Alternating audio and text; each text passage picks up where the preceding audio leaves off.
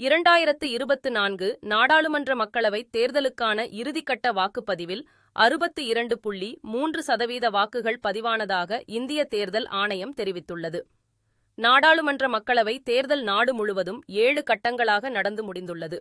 7வது மற்றும் கடைசி கட்ட தேர்தலில் உத்தரப்பிரதேசம் மற்றும் பஞ்சாபில் தலா 13 இடங்களிலும், மேற்கு வங்கத்தில் 9 இடங்களிலும் நேற்று வாக்குப்பதிவு நடைபெற்றது.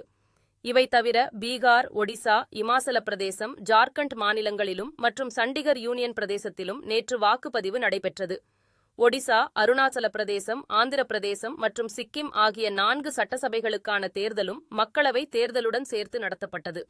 இந்த நிலையில் 7வது கட்ட தேர்தலில் மொத்தம் 62.36% வாக்குகள் பதிவானதாக இந்திய தேர்தல் ஆணையம் தெரிவித்து உள்ளது. இவற்றில் மேற்கு வங்கத்தில் அதிக அளவாக 73.79% வாக்குகள் பதிவாகியுள்ளன. குறைந்தபட்சமாக உத்தரப்பிரதேசத்தில் 55.5% வாக்குகள் பதிவாகியுள்ளன.